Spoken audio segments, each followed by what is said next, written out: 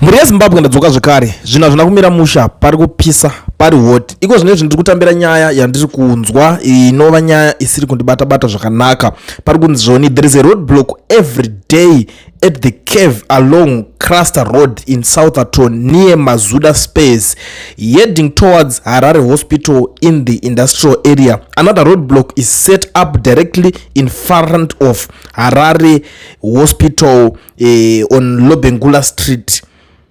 This roadblock legals is concerning that every police officer present appears to be carrying a ticket book. Pakashata vedwe ukaona zvinhu zvakudai soka zvinenge zvasvika pakuti vanhu vakutadza kunzwisisawo because ini chandiri kunyatsoona chandiri kunzwisisa chiri kundinetsa honestly speaking chekuti tiri kuziva kuti madhezi aRG paya mugabe ndo imwe nyaya yakatanga kutonzi nevanhu angabvepa hana chachiri kuziva chari kuita maroadblocks angawandisa. Now vanhu vangoramba vachingoshungurudzwa nemaroadblocks. It's not that easy kuti mungoramba ungori vanhu vekuti muri kungotorerwa mari every day hazvizonakidze mari inoda kuti wombotorwa apo wombojambirawo. Recently ndakanzwa kuti kwakune imwe futi yanga iri ikoko kuZimbabwe yanga iri operation yaitwa yekuti vanzi vaitora tumota tudiki vari maindriver vari mushikashika nedzimwewo mota vaitonzi hanzi kuonekwa mota yakwanzi ine dent risinganzwisisike hanzi waifanira kuexplaina kuti dent iri wakariwana sei kana ukasaexplaina waizonodzokera kumberi. Ndo zvimwe zvendandakanzwa futi kuti aizvi kuita dent pamota zviri kuhanzi vari kufungidzira kuti munenge muri part of those mushikashika guys vekuti vanongorowa mahit and run vari kungodhuma vanhu vachingotiza vachingodaro. That one nayo inogona kunzwisisika inogona kungova justifiable because toona ngoti it's okay itomboisiya yakadaro. But there is another issue yandakanzwa manje inini yakandibata kuti vakomana vacho ivava vari kunzi vari kuita yese muroad iyoyo vane problem yekuti pavanenge vachida kupuwa mari choko mumwe kutonyorwa vari kuzoramba imwe mari votanga kuti mari iyoyo ishoma.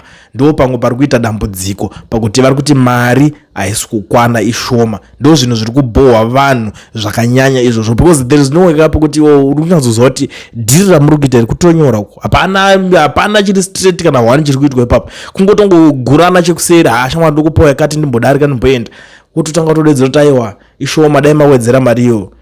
Hazvisi zvinhu zvakanaka izvozvo but ndo zvimwe zvezvinhu zvatiri kunzwa kuti zvinenge zvichiitika. Timu renhirikini ngatingovawo vanhu vari professional zvakangwarawo zvakachangamuka vanhu itai vese vanhu vakavhurika musakundwe nemasasko ekuti younayo 50 rand 50 rand bro tsamaya 100 rand bro tsamaya 200 rand whatever clipper whatever yawabuditsa vanongokudza kuti tsamai because idhiri ravandoziva kuti hazvisi zvinhu zvokuti zvitori pamunhikini but anzi vakomana muri kuita system yekuti uri kuziva kuti munhu ane bande rekuti ticket racho arikwanisa kunyorwa kana $20 iwewo unenge uchitoda $15 kana kuti uri kuda 10.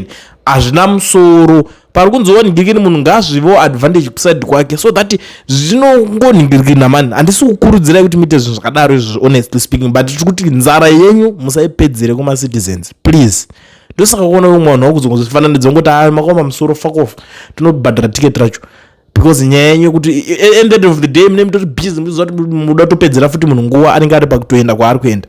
Hazvisi zvinhu zvakanaka izvozvo guys vatiri kunzwa we love you we respect you nekugonawo basa because ndozoti kune vamwe hatidi kuti tozotora brush one totanga kupenda mese. Kune vamwe vari professional vanozvinzwisa kuti basa ravo harina mari asi vanoshingirira kuziva kuti ase kungoti varipo pakuseva macitizens but vari kuita chimbavha ichocho garai muchiziva kuti zvinhu zvamukuita hazvisi right. Anytime is tea time. Hakuna chinhu chinoramba chichiitika nekusingapere. One day is one day. Kuchachemwa.